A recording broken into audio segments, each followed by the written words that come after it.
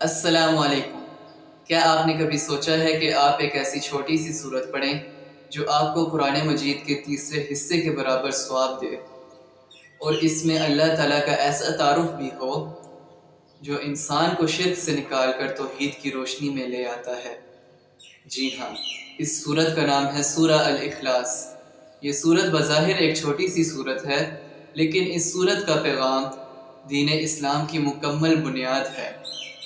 تو آج میں اس سورت کی تلاوت کروں گا اور اس کی مختصر تفسیر بھی آپ کے ساتھ شیئر کروں گا۔ تو چلیے شروع کرتے ہیں۔ اعوذ باللہ من الشیطان الرجیم، بسم اللہ الرحمن الرحیم،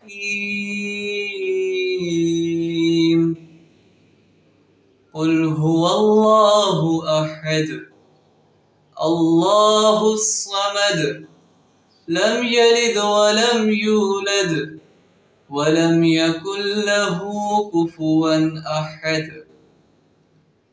اب میں آپ کے ساتھ اس سورت کی مختصر تفسیر شیئر کروں گا۔ قل هو اللہ احد، کہو اللہ ایک ہے۔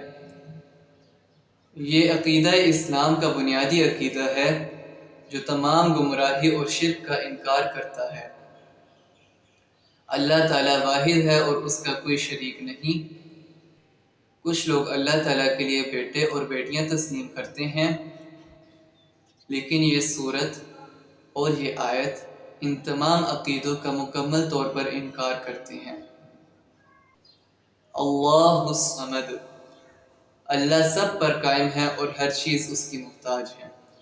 اس کی ذات مکمل ہے، اسے کسی چیز کی محتاجی نہیں اور اسے کسی چیز کی مدد بھی نہیں۔ ساری کائنات اسی پر بھروسہ کرتی ہے۔ لم یلد ولم یولد، نہ اس کی کوئی اولاد ہے اور نہ وہ کسی سے پیدا ہوا ہے۔ یہ آیت ان تمام عقیدوں کا رد کرتی ہے جو اللہ تعالیٰ کو والد یا مولود مانتے ہیں۔ یہ بیانیات اس وقت میں عرب اور یہود و نصارہ میں پائی جاتی تھی۔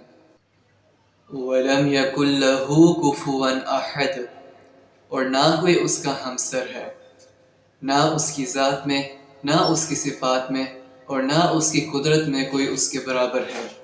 یہ اللہ تعالیٰ کی کامل وحدانیت کا اظہار ہے۔ نبی کریم صلی اللہ علیہ وآلہ وسلم کے فرمان کا مفہوم ہے قل هو اللہ احد، قرآن مجید کے تیسرے حصے کے برابر ہے۔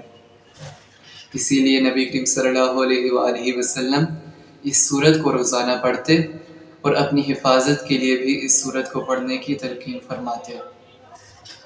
اگر آپ اس طرح کی ویڈیوز اور دیکھنا چاہتے ہیں تو میرے چینل کو سبسکرائب ضرور کیجیے گا۔ امید ہے آپ کو میری یہ مختصر تفسیر اور تلاوت پسند آئی ہوگی۔